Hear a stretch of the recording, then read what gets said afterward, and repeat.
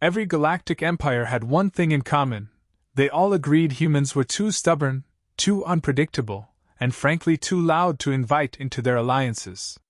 What they didn't realize was, we weren't declining out of humility.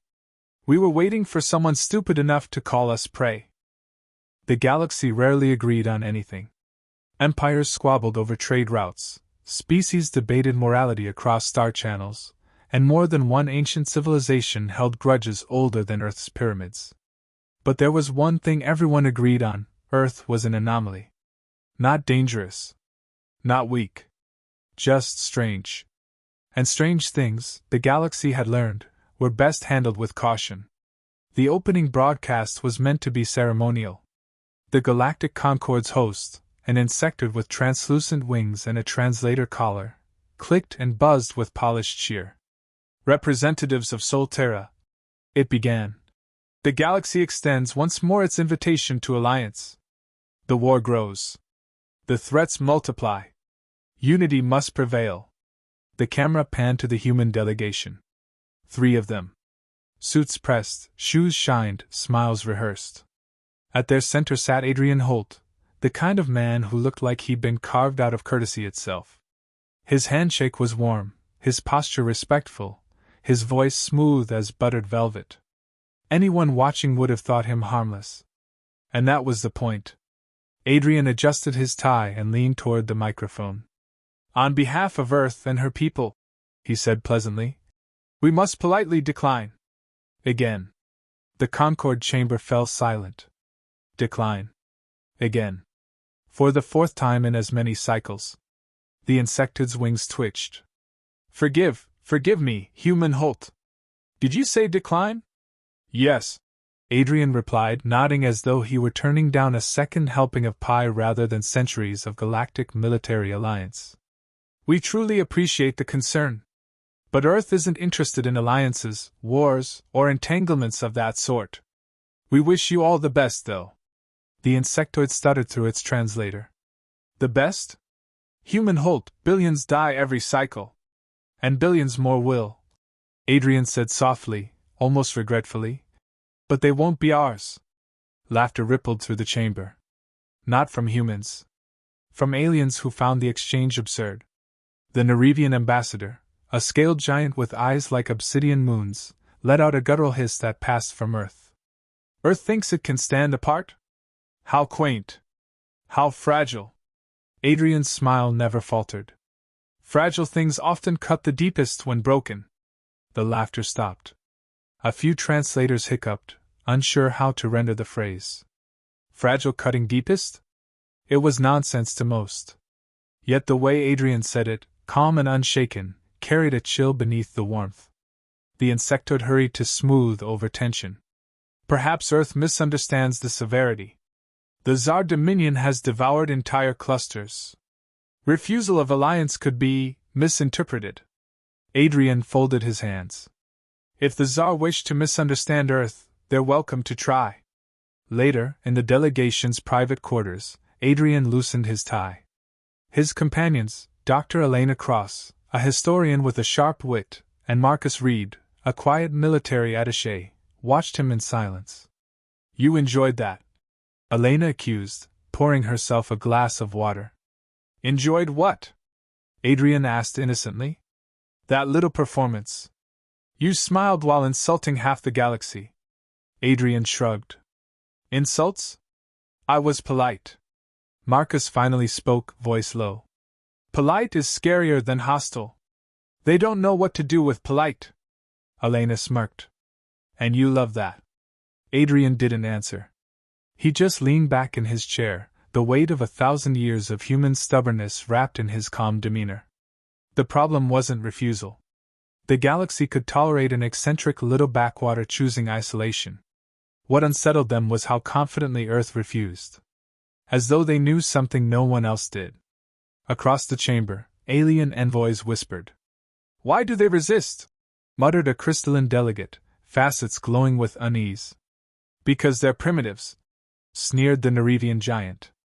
"They don't understand the scale of galactic war." A softer voice contradicted him, an elder being whose body shimmered like a heat mirage. No. They understand perfectly. That is what troubles me. The formal session ended in unease. On the journey back to their shuttle, Adrian hummed quietly. The tune was old, something his grandmother used to whistle while baking bread. To him, it was nostalgia. To nearby aliens, it sounded like a predator's call echoing through bone. Elena nudged him. Do you think refusing again was wise? Wise? Adrian repeated, as if tasting the word. Wisdom is relative. To them, joining might be wise. To us, staying out is wiser. Marcus kept his eyes on the crowd. They won't take no forever. Adrian's lips curved slightly. Then we'll teach them what happens when you don't respect a polite no. The Concord didn't wait long to test that theory. Within a week, whispers turned to threats. The Tsar Dominion, ever eager for new prey, declared humans arrogant and weak.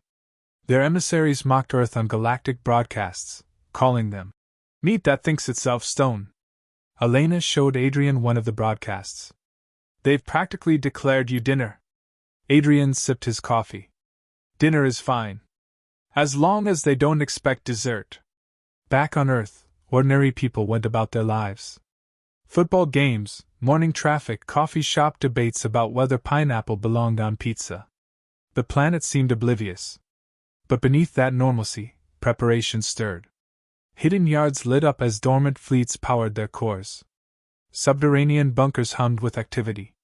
Quiet signals leapt across the solar system, bouncing off stations the galaxy didn't even know existed. Adrian wasn't just a diplomat. He was the mask covering centuries of contingency planning.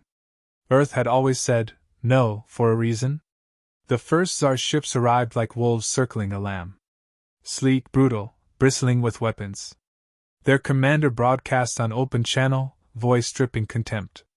Humans of Solterra. You refused alliance. You stand alone.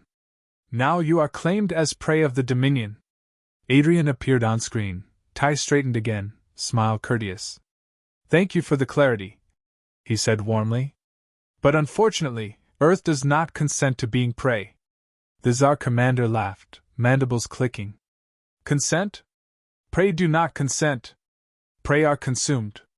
Adrian tilted his head, still smiling. Then allow me to correct your assumption. Behind him, Earth's night sky lit up, not with fireworks, but with shadows. One by one, hidden warships decloaked, their hulls bearing no ornate designs, just cold, efficient steel. Engines flared. Weapons hummed. For centuries, Earth had been polite. For centuries, they had smiled and declined. Now, for the first time, the galaxy saw the truth. Earth hadn't been refusing alliances because it was weak. It had been refusing because it didn't need them. Adrian leaned forward, voice calm, almost gentle. You mistook our courtesy for cowardice, he said. That was your first mistake. You mistook our silence for ignorance. That was your second. There won't be a third. And with that, the skies roared. The galactic hall was designed to intimidate. Its domed ceiling glittered with artificial constellations, a silent reminder of how vast the Council's reach was. In the center, where beams of pale light converged, stood Earth's lone envoy, Captain Elias Rourke. He didn't wear ceremonial robes, shimmering medals, or the genetic modifications that most diplomats flaunted. He had come in a simple black uniform, boots polished but unremarkable. His face carried that disarming human smile, polite, almost casual, as if he'd stumbled into a neighbor's backyard barbecue rather than a chamber where planets were sentenced to death. The alien delegates shifted. Some clicked mandibles in disapproval, others rustled their scales or twitched tails in annoyance. Humans were always unsettling. They laughed at the wrong times, bared teeth as though it were a friendly gesture, and carried themselves like hunters who had never truly lost the scent. The Threxian delegate, a towering insectoid with mandibles sharper than steel, finally broke the silence. Humanity has refused every treaty, every alliance, every obligation to the Council.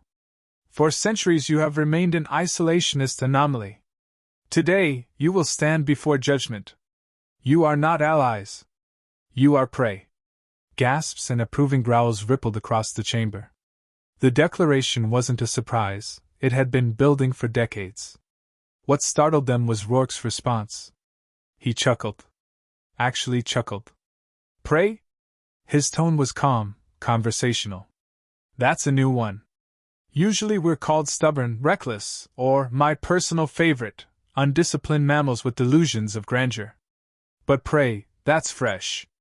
The Rillian ambassador, a crystalline being whose body refracted light into rainbow shards, leaned forward. You do not understand the gravity of this decree. The Council has deemed Earth a non-cooperative world. From this day forward, your species is fair game. Your planets, your colonies, your resources, all to be taken at will. Rourke nodded slowly, as though considering a dinner invitation. Fair game. Huh.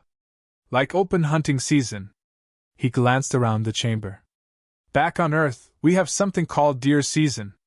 Folks put on orange vests, head into the woods with rifles, and wait for an easy target. Thing is, his smile widened. Sometimes the deer doesn't play along. Sometimes it runs you straight into a swamp, kicks you in the ribs, and disappears before you realize you're the one bleeding. The Threxian hissed. Do you compare humanity to verminous woodland animals? Rourke shrugged. Only if the vermin bring you back to your knees. The hall grew tense. Delegates muttered to one another, uncertain whether this was human ignorance or deliberate provocation. The elder Veori, a serpentine species known for their cunning, narrowed his golden eyes. You are surrounded by civilizations older and greater than your own. Your refusal to kneel has doomed you. Humanity has no fleets equal to ours, no armies vast enough, no alliances strong enough. What makes you think you will endure? Rourke's expression softened, almost apologetic. He spoke in that same polite, measured tone, the kind you might use when explaining fire to someone who'd only ever known shadows. We endure because we don't kneel. Not to kings, not to gods, not to councils. History's littered with people who thought they owned us. Spoiler alert, none of them wrote the ending. The chamber erupted. Some aliens jeered, others laughed with scorn, but a few, very few, shifted uneasily. The Polari archivist, a historian species that rarely spoke, scribbled frantically on her data slate. She recognized the cadence of predators hiding their fangs. The Threxian slammed a claw into the floor, the sound echoing like a gunshot. Enough. You mock the Council in its own chamber. You stand alone, unarmed, before the greatest powers of the galaxy, and still you dare to smile. Do you not fear annihilation? Rourke tilted his head, smile never fading. Fear? Oh, we fear plenty. Anyone who tells you humans aren't afraid is lying. But here's the thing, fear doesn't freeze us. It sharpens us. Fear makes us clever. Fear makes us dangerous. Ask anyone who's ever tried to corner us. His words landed like daggers, each syllable calculated. For a moment, silence clung to the hall. The delegates, so used to frightened pleas or desperate bargaining, didn't know how to handle this kind of poise. The crystalline Rillian broke first. You imply that humanity is prepared? Rourke leaned forward slightly, voice dropping to a near whisper that forced the room into stillness. Prepared? No. Prepared is for people who expect trouble. We make sure trouble regrets showing up. A ripple of unease passed through the chamber. The alien delegates weren't sure if this was bluff, arrogance, or something far more dangerous. The elder Veori studied him carefully. You wish to frighten us with riddles and parables. Yet you stand without an escort, without armor, without fleet. Either you are the greatest fool in this galaxy, or the most dangerous tactician we have yet encountered. Rourke smiled again, that same maddening human smile. Why not both? Laughter echoed, but it wasn't entirely derisive this time. Some of the younger alien delegates actually chuckled, though they quickly silenced themselves under their superior's glare. Humor was not a common weapon in diplomacy. Most species found it inefficient, even inappropriate. Humans, however, wielded it like a scalpel.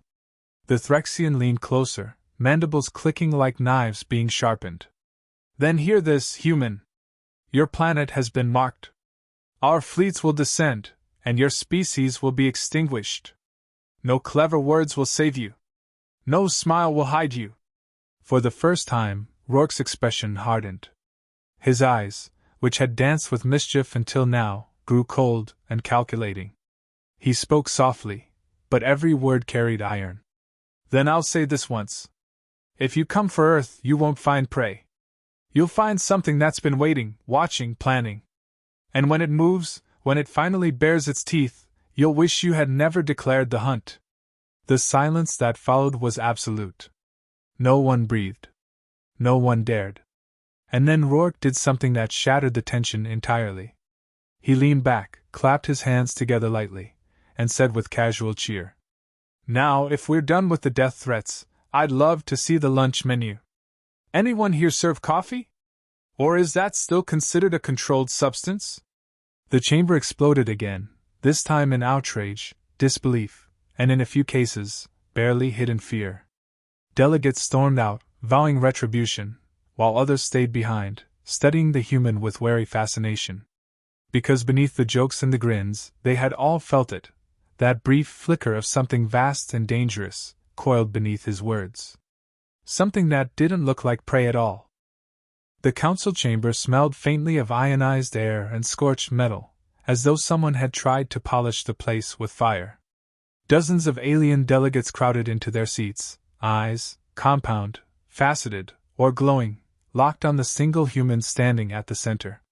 Ambassador Daniel Harker looked perfectly at ease, as though he were waiting for his flight at a crowded airport rather than facing species who had debated Earth's destruction the previous evening. He clasped his hands lightly behind his back, shoulders squared, suit pressed to military precision. His smile was polite, warm, even, but carried a subtle weight, the kind that turned warmth into an unspoken warning. "Esteemed councilors," Harker began, his voice smooth, "I appreciate your hospitality. Though I must admit your method of hospitality involves a rather alarming number of orbital cannons pointed in my direction." A ripple of uneasy laughter spread through the chamber. The reptilian Veyrat delegate clicked his mandibles. "You should consider it an honor. Few prey species are given this much attention." Harker tilted his head, still smiling. "Prey. That word keeps coming up. I must confess, back on Earth, we usually save that word for dinner conversations, not diplomacy." The room stiffened. Some species didn't understand humor, others recognized the edge hidden in it. The insectoid Zethran counselor shifted in his carapace. "Ambassador, the Galactic Compact offered Earth alliances, technology, and integration. You refused. Now, certain powers believe your kind to be expendable. A minor species hoarding territory better used by those evolved for war. Expendable." Harker repeated the word softly, as though tasting it. His smile never faltered. "It's fascinating how civilizations with fleets the size of continents can still underestimate creatures that once crossed an ocean in wooden shells, armed with nothing but maps drawn by hand and a questionable understanding of scurvy." The Groth, a massive amphibian species, let out a guttural laugh. "You compare that to war fleets?" Harker's eyes flicked to him. "I compare willpower to war fleets. Ships break. Steel rusts. But a species that refuses to kneel? That's harder to extinguish." For the first time, the chamber grew quiet. The silence broke when Admiral Crozeth of the Cormer Collective rose, towering, armored scales glinting beneath the lights. His voice was a low rumble, meant to intimidate. "Humans are cornered. Alone. Without allies, your species will bend or be erased. You have no place at this table except as petitioners, or as captives." Harker's gaze rested on the Admiral, calm as a man inspecting a chessboard. "Interesting. You assume we came to petition." He adjusted his cufflinks casually. "I assure you, Admiral, Earth doesn't beg. We prepare." Crozeth bared rows of predatory teeth. "You dare?" "Yes," Harker interrupted politely. "Always." The chamber stirred again, alien voices buzzing in confusion. Some whispered admiration, others outrage. The elder of the Veyrat Council leaned forward, scales dull with age. "Then why now?" After centuries of isolation, why appear before us? Harker's smile sharpened just slightly, the first real crack in his pleasant facade. Because someone made the mistake of declaring us prey. And if there's one thing Earth despises, his voice lowered, measured, it's being told where we belong. Back on Earth, the debate was playing out on millions of screens. Citizens packed cafes, bars, and parks, watching their ambassador stand against civilizations older than their written history. A young mechanic in Chicago leaned over her coffee, muttering, "He's going to get himself killed." Her grandfather, a veteran, only grinned. "No. He's setting the table." The chamber's tension thickened when Harker stepped closer to the council's central platform. He spoke quietly, forcing every delegate to lean in. Earth refused alliances not because we were weak, but because we study. We learn patterns. We watch empires squabble over scraps of territory while forgetting one principle. "And that is?" demanded the Zethran, his mandibles clicking in irritation. Harker's eyes, calm and cold now, met his. "Never corner a species that adapts faster than you can calculate." The words slid through the air like a blade. The Groth Admiral tried to sneer, but his voice cracked slightly. "Empty threats. Humanity has no fleets." "True," Harker said pleasantly. "Not in the way you measure them. But let me tell you a little story. Once, on our world, there lived apex predators called wolves. Alone, one wolf is dangerous. A pack? Unstoppable. Now imagine what happens when the prey learns to build tools, engines, and weapons that make those wolves look like puppies." "Metaphors," the insectoid counselor hissed. "Histories," Harker corrected. "We're not telling you what we will do. We're reminding you what we've always done." For the first time, some delegates looked unsettled. They knew fragments of human history, wars that scorched continents, cities rebuilt from rubble, nations that clawed back from annihilation. No species had ever glorified their own near extinction the way humans did, turning tragedy into anthem, loss into legend. Harker pressed a moment. "When you declared us prey, you told the galaxy humans have no teeth. That was your mistake. We don't just have teeth. We smile when we show them." He let the words hang, then gave a crisp, diplomatic bow. "Earth accepts your invitation to the war." The chamber erupted. Some shouted in disbelief, others in fury.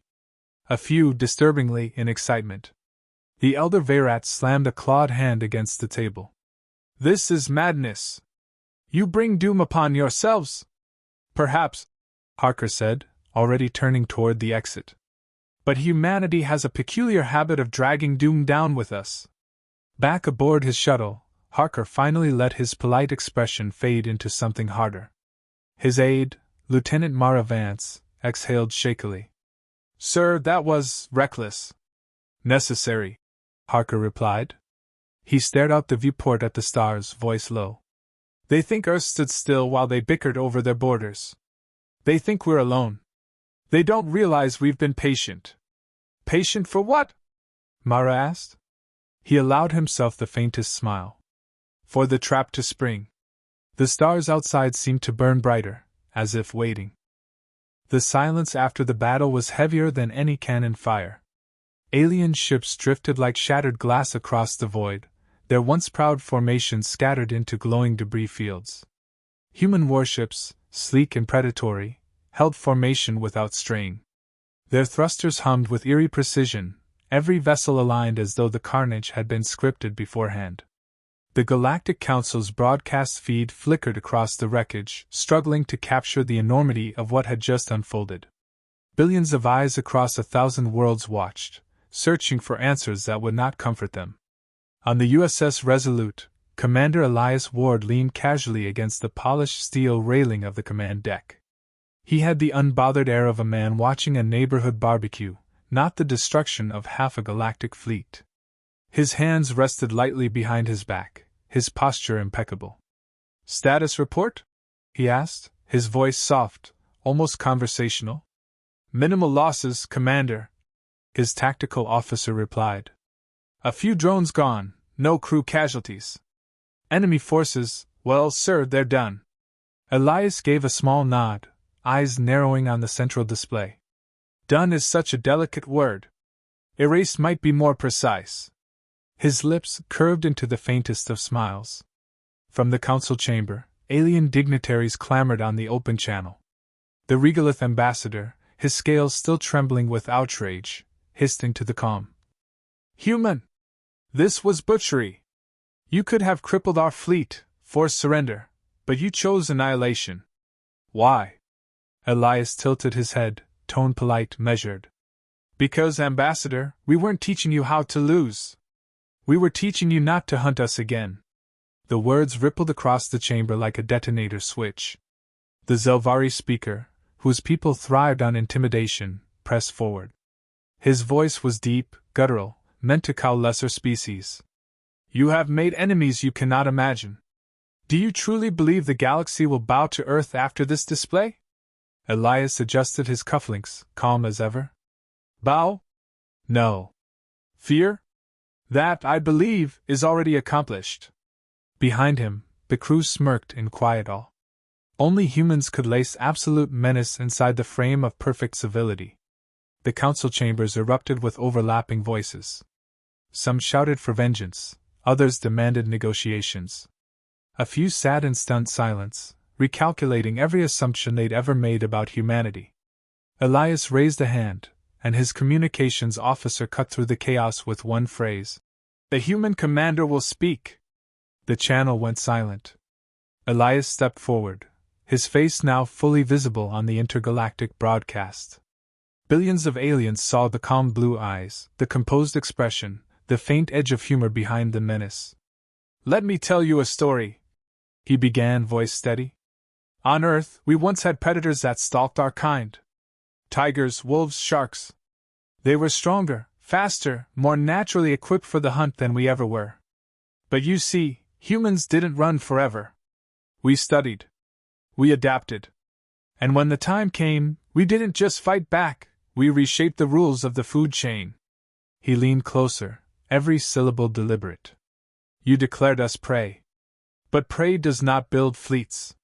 Prey does not design weapons that rewrite battlefields. Prey does not smile while ending you. A shiver seemed to crawl across the galaxy in that instant. The Drak warlord, one of the fiercest in the chamber, slammed a claw against the table. Your arrogance blinds you. You cannot fight all of us at once. Elias chuckled softly. You mistake this for arrogance. It's clarity. You brought your strongest fleets, your finest strategies. And they broke. So now you're left with two choices, learn humility, or learn extinction. He let the words hang, then added, almost lightly. Personally, I recommend humility. Extinction tends to be permanent. On Earth, schoolchildren would replay this clip for centuries. The smile that followed was polite, almost kind. But every alien who saw it felt the same ice in their veins, the realization that humans smiled not in peace, but in warning. The council chamber fractured into arguments. Some species demanded immediate surrender talks. Others screamed for collective retaliation, though their voices quavered with doubt. The fear was spreading faster than any warship could travel. A voice cut through the clamor, the elderly Renari elder, her tone weary but sharp. This was not a battle. This was a lesson. The humans were never seeking alliances, never pleading for survival. They were waiting. Preparing. And we were fools to think them weak. Elias inclined his head respectfully. Wise words. Perhaps more of your colleagues should listen. For the first time in living memory, the council chamber quieted not from order, but from the weight of realization. The galaxy had declared humans prey. The humans had answered with a hunter's patience, and a predator's strike. The Regalith ambassador tried once more, desperation cracking his tone. If you push the galaxy to the edge, Commander, there will be no peace for your people. Endless war will follow. Elias's smile faded into something colder. Ambassador, you don't understand. War is not what follows. War is what we bring. And we've been perfecting it far longer than you imagine. The broadcast ended. Across the void, fragments of alien fleets drifted like ghosts of arrogance past. Human ships turned in unison, vanishing into slip space with terrifying grace, leaving silence in their wake. In homes, in barracks, in thrones of power across the stars, alien hearts beat faster. The humans had spoken softly, smiled politely, and set the galaxy trembling. And in the quiet that followed, one truth settled heavy across every world. Earth was never prey. Earth was the predator that learned to wait.